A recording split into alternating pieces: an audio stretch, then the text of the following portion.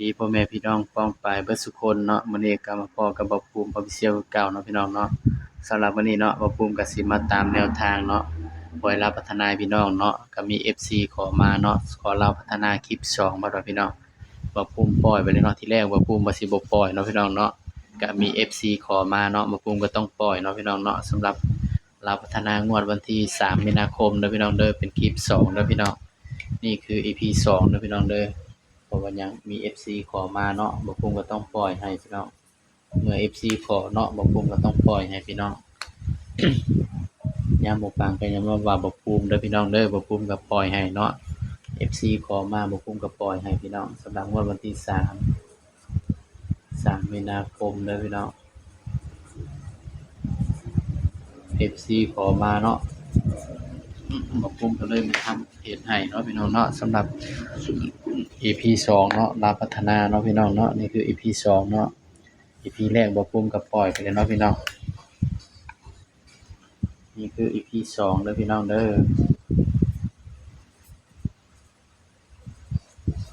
FC บอกขอลาวพัฒนา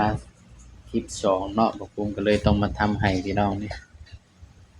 คลิป2พี่น้องคลิป2 สำหรับลาวพัฒนาเนาะวันที่3มีนาคม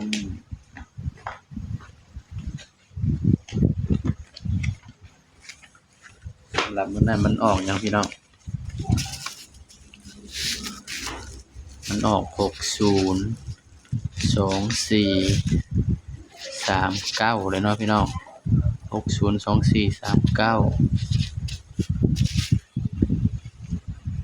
สำหรับคลิป2เนาะพี่น้องเนาะสำหรับตัวเด่นเด้อพี่น้องเด้อตัวเด่นย้ำว่าตัวเลขก็เป็นเพียงแนวทางเด้อพี่น้องนี่คือ EP 2เนาะสำหรับตัวเด่นเนาะก็ให้เด่นไปที่7ให้เด่น7กับ8เด้อพี่น้องเด้อวันจันทร์นี่เนาะบ่ภูมิให้เด่น7กับ8พี่น้องสำหรับคลิป2เนาะนี่เด่น7กับ8พี่น้องบัดนี้ บัดนี้มาหาตัวจับคู่กันพี่น้องถ้าสิจับใส่ในนี่มันก็ได้หลายตัวเลยพี่น้อง12คู่พุ่นนะพี่น้องถ้าเฮามาจับในนี่เนาะบ่ภูมิยังมันหลายเกินไปเนาะพี่น้องเนาะ เพราะฉะนั้นบ่ภูมิสิให้แค่4คู่เนาะ8คู่พี่น้องขออภัย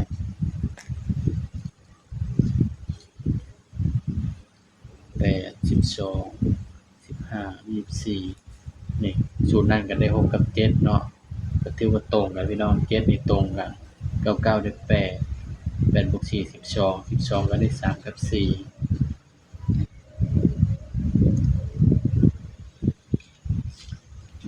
2 6 6 2 8นี่เด่นตรงกันอยู่พี่น้องนี่8นี่เนาะนี่ศูนย์บ่มีความหมายดอกพี่น้องสำหรับศูนย์เนาะ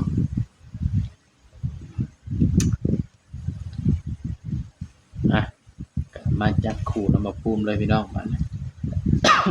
สำหรับลาวพัฒนาคลิป2เด้อพี่น้องเด้อมี FC ขอมาเนาะบ่ภูมิก็เลยลงให้เนาะพี่น้อง 7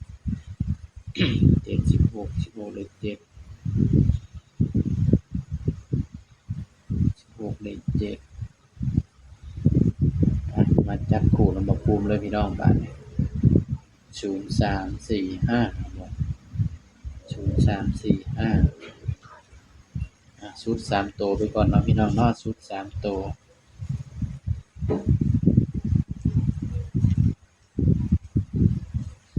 ตัวเลขก็เป็นเพียงแนวทางเด้อพี่น้องเด้อให้บ่ภูมิให้เป็นเพียงแนวทางเด้อพี่น้อง0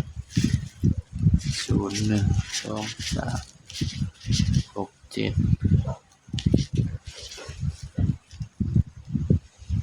6 9 18 18ได้9กับ0 4 5 6 7 9 15 22 4 6 5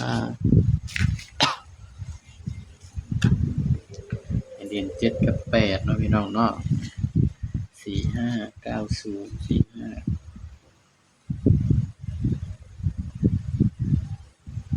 5มาจับคู่นำกันพี่น้องบัดนี้ ชุด3ตัวกันนะพี่น้องเนาะ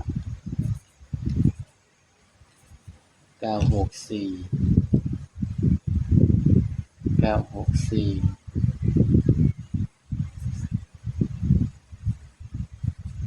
075นี่คือชุด3ตัวเด้อพี่น้องเด้อนี่มี FC ขอมาเนาะบ่ภูมิก็ต้องจัดให้เนาะพี่น้องเดี๋ยวหาบ่ภูมิบ่จัดให้อีกเนาะพี่น้องเนาะ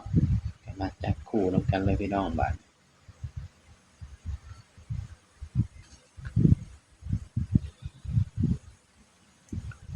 มาจับคู่กันเลยครับพี่น้อง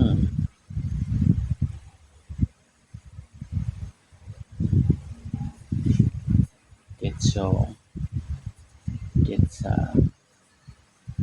74 79 82 83 84 89นี่เด้อพี่น้องนี่ก็เป็นเพียงแนวทางเนาะพี่น้องเนาะบ่ภูมิก็จับให้ส่ำนี้เนาะพี่น้องนี่กันไว้ก็คือ2คู่เด้อพี่น้อง76กับ86เนาะตัวกันพี่น้องสำหรับตัวเด่นเนาะสำหรับตัวเด่นบ่ภูมิให้เด่นไปที่7เด้อพี่น้องเด้อเมื่อวันจันทร์ให้เด่นไปที่7เนาะพี่น้องเนาะนี่สำหรับแนวทางวันจันทร์เนาะพี่น้อง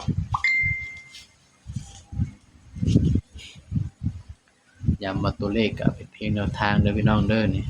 หวยมีเข้ามีหลุดเนาะพี่น้องเนาะบ่ภูมิก็ให้เป็นเพียงแนวทางเนาะพี่น้องบนล่างคือเก่าเนาะนี่คือ EP 2เนาะพี่น้องเนาะคลิป2มี FC ขอมาเนาะบ่ภูมิก็เลยต้องลงให้เนาะพี่น้องเนาะนี่สำหรับคลิปนี้เนาะก็